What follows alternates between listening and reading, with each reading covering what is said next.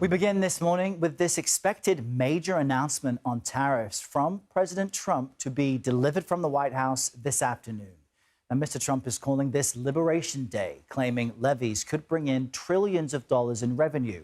But economists at the Yale Budget Lab estimate a much lower number. Data shows it could take up to a decade to generate more than $1 trillion in tariff revenue from Canada, Mexico, and China, which is about $150 billion annually, you see there. And experts say revenue from auto tariffs could total about $60 to $65 billion annually. And all of this, the White House says, will reduce the national debt. The lack of reciprocity contributes to our large and persistent annual trade deficit that's gutted our industries and hollowed out key workforces. But those days of America, beginning tomorrow, being ripped off are over. American workers and businesses will be put first under President Trump, just as he promised on the campaign trail. So here we go. We've got team coverage of this major announcement for you. Remy Inocencio has the international impact already being felt. He will join us from London. But let's begin with Natalie Brand at the White House. Good morning to you, Natalie. So what are the plans for President Trump's announcement? How soon might we know the specifics? Yeah, Errol, later this afternoon, and good morning to you. The president's set to announce this highly anticipated tariff package later this afternoon around 4 p.m. in the Rose Garden. That location signifies the importance of this event to the White House. And CBS News has learned that he is expected to be joined in the audience by steel workers and auto workers. Those are two industries the administration has argued will be helped by the administration's tariff policy. We are also expecting top GOP lawmakers in the audience. But the details of what exactly these reciprocal tariffs could look like still unknown this morning. The White House has tried to keep this a big surprise. The press secretary has repeatedly said she's not going to get ahead of the president's announcement, but they are expected to take effect immediately. We also don't know, which countries will be impacted and how. The president has said he's looking at all countries. We've looked up some U.S. government data regarding top trade deficits. And if you look at those countries, they include China, the European Union, Mexico, Switzerland, Vietnam, and also Canada in the top 7 there. And Errol, I also want to mention these new tariffs on top of what's been previously announced regarding a 25% tariff on foreign vehicles and auto parts set to take effect tomorrow. So when you look at the big picture, Natalie, this is something that will impact everybody watching. The White House says its intention is to decrease the national debt. Do we have a sense of how long that might take, especially without knowing the precise details?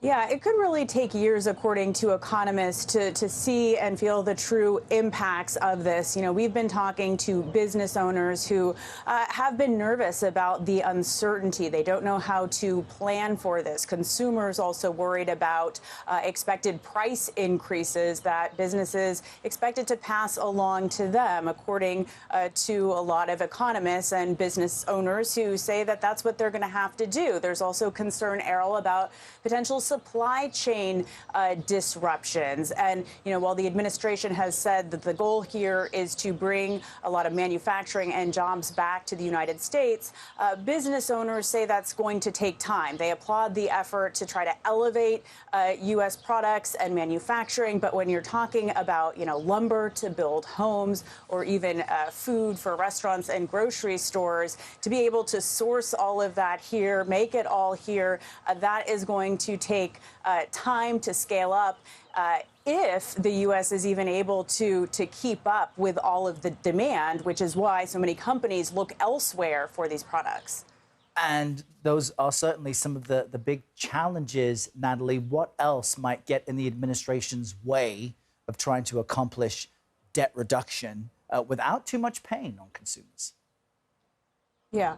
Well, I think one thing to watch for is whether, retaliatory tariffs or countermeasures are announced right away by other countries, how that might impact fears of a growing trade war, the cost to consumers, how this impacts the economy at large. And we know, Errol, that, the president has talked about this as a major generator of revenue, potentially even offsetting income taxes. In recent comments, he said that these tariffs could help the government raise around $1 trillion in the short term in the next year, perhaps. But as you noted in the setup, economists, independent think tanks who have tried to crunch the numbers based on what we know so far say that figure would be expected over a much longer period of time, over a decade.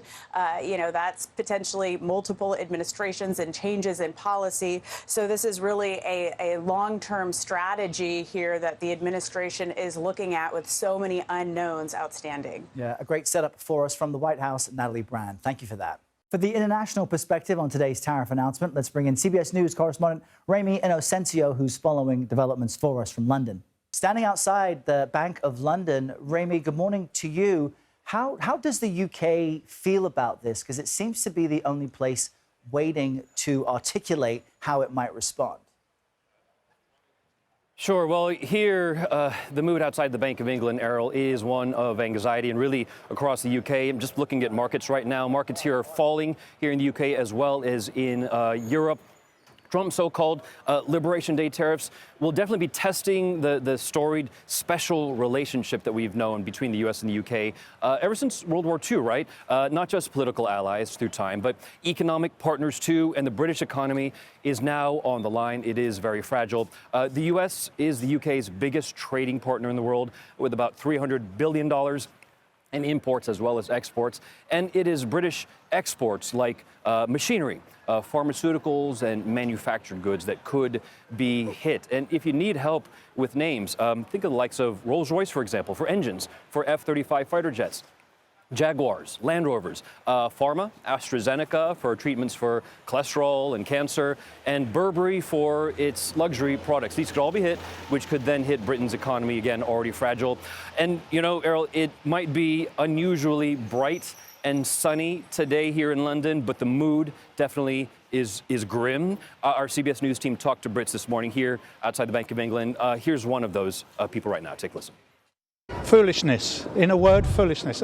I'm a professional economist, financial economist. We've known since the 1700s that free, open trade creates growth, creates economic prosperity, creates employment, and this is a move in the opposite direction.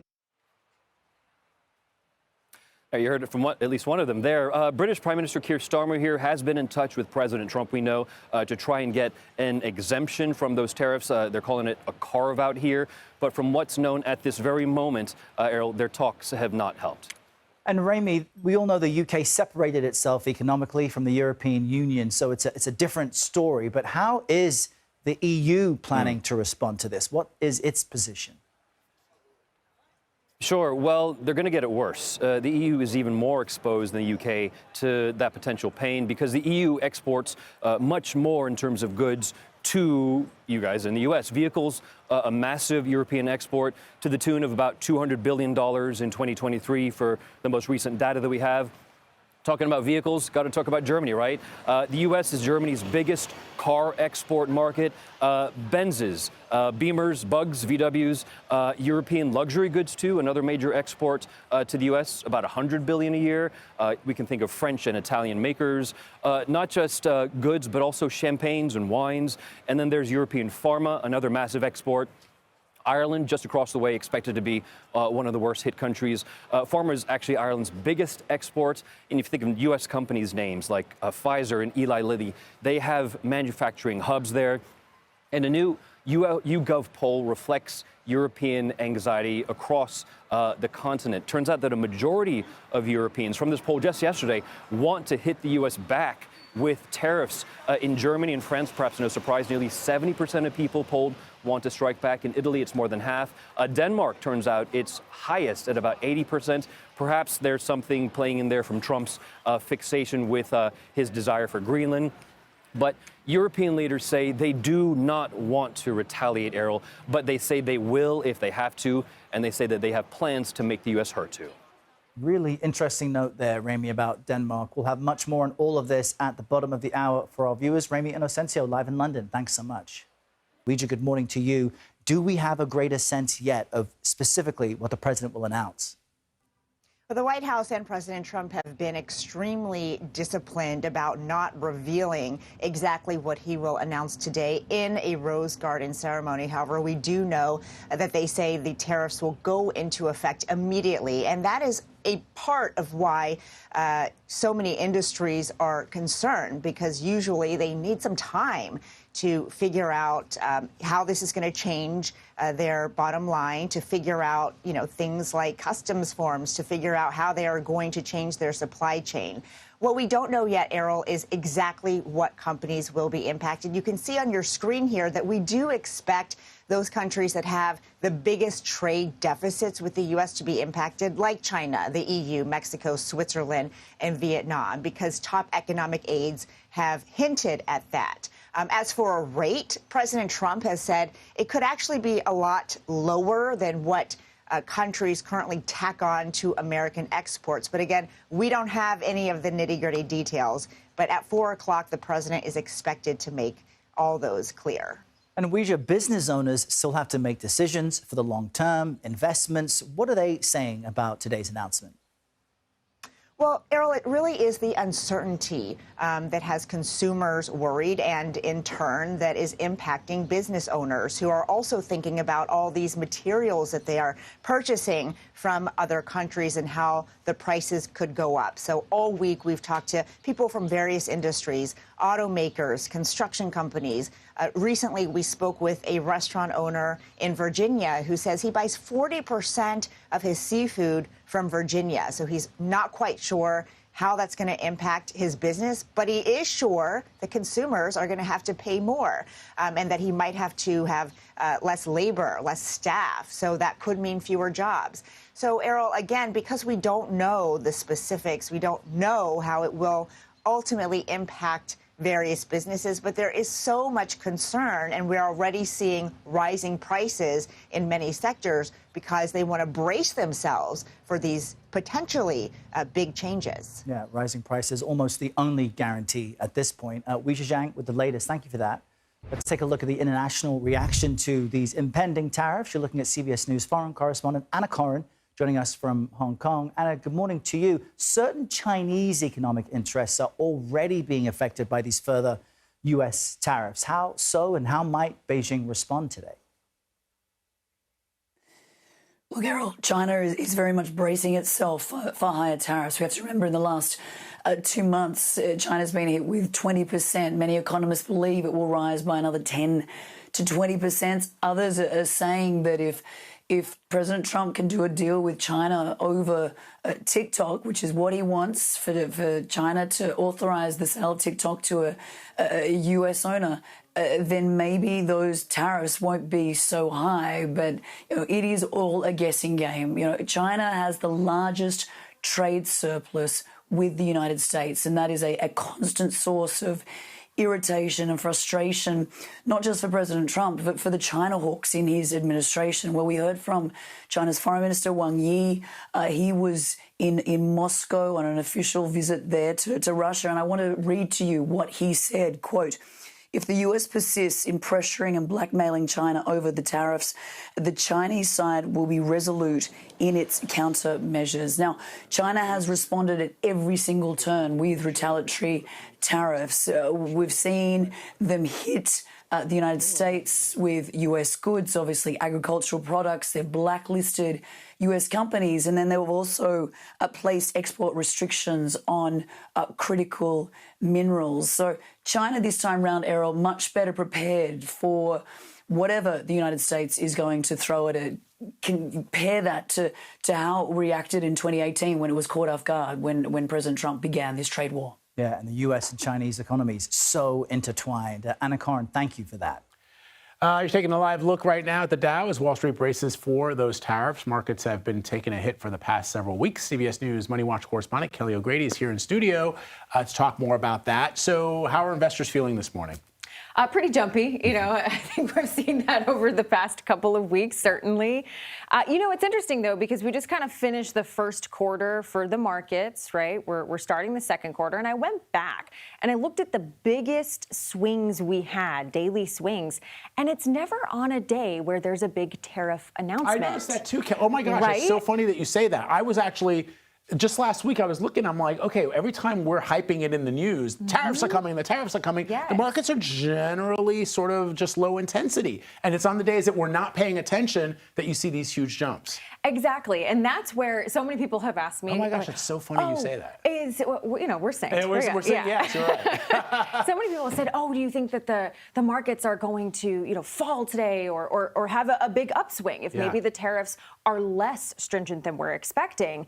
And I think we're expecting the unexpected. And you've seen some of that priced into the market. And in fact, it's really on the days where we get consumer sentiment data or negative economic data where you start to see those big swings. So yes, investors are jumpy, but we already did see a very big sell-off on Friday. So a lot of the analysts that I'm talking to are saying the people that were worried kind of got out, and the folks that have stayed in are just kind of in a wait-and-see mode. So what do we expect the effect to be on currency, specifically the U.S. dollar? Okay, this is really interesting. I'm going to nerd out here for a second because there's two potential impacts.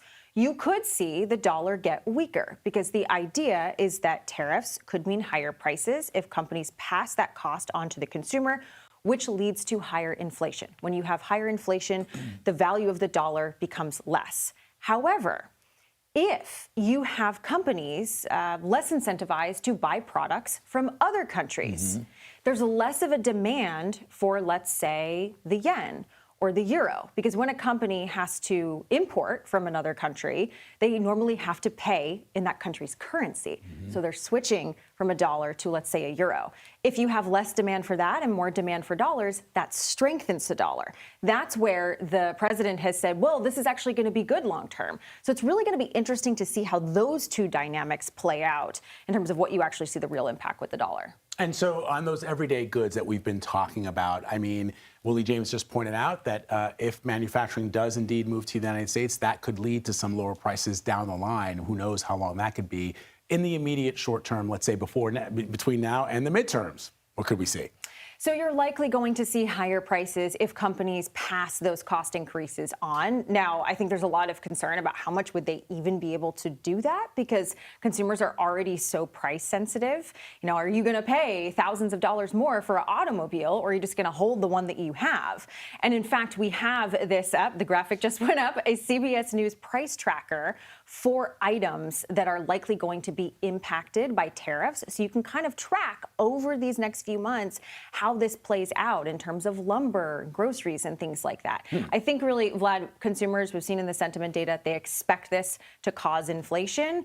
And even if it doesn't, you're seeing them already start to pull back because of that concern. Super nerdy. Harvard Business School, I guess that's what they teach. Very nerdy, but also very informative. Kelly, thank you as always, my friend. Appreciate it. CBS News national correspondent Lana Zak is live in Windsor, Ontario, Canada, with how Canadians are all dealing with this. Lana, you're at a car dealership. What are they telling you this morning? I've been spending a lot of time at car dealerships recently, Vlad, and here in Canada, they are swinging back. Take a look at this. Ontario built, Canadian driven, built by proud Canadians, for proud Canadians. There is a lot of Canadian pride that is happening all across this dealership. It's awash in Canadian flags, balloons, posters.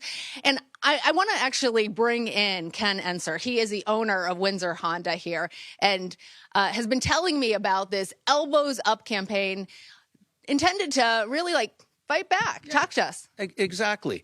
That's a reference to Gordie Howe. Gordie Howe is a Hall of Fame hockey player. Anytime anybody crowded Gordie Howe had his elbows up, and he was always ready to defend his position. And that's why we ran with that theme, because we're ready to defend our position too.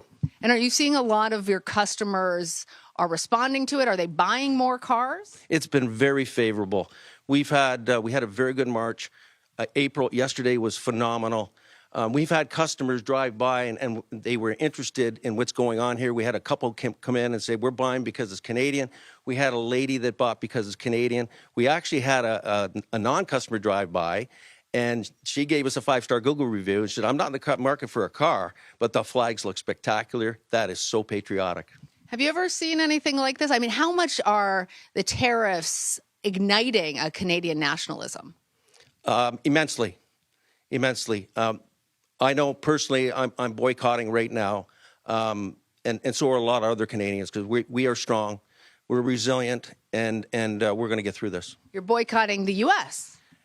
Yes, really, I am, but I love Americans. I'm a hockey fan, I'm a Lions fan. I go to all the games. I've made so many good friends over there, and unfortunately, I've made a decision that I'm not going to go over until this is finished. How concerned are you that these tariffs are going to ultimately drive the prices up on all these vehicles and you won't be able to sell them to people? Well, we'll be able to sell them to people, but we won't be selling as much, and it will drive the prices up. It'll drive the prices up across the country. It'll drive the prices up in the United States of America as well. So what will happen is sales will decline, and when sales decline, you'll have layoffs, et cetera, which is unfortunate.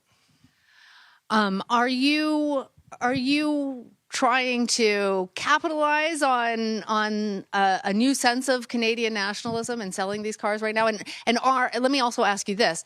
Are more people buying because they're concerned about these tariffs? Like, are you seeing that surge? Are people telling you that they need to get ahead of this? We have seen that surge. People are concerned about the tariffs. The vehicles we have on the lot right now are tariff-free because they're here on the property. I'm going to send it back over to you, Vlad. Thank you so much, Ken. You're welcome. All right, Lana, thank you. That was a fascinating interview. So you can clearly hear the pride, but also it's bittersweet, right? On one hand, big fan of American sports teams and Americans in general, not a fan of the actions that are being taken by this administration. And so you've also spent some time at car dealerships in Minnesota and Iowa. So what are you hearing from American car buyers?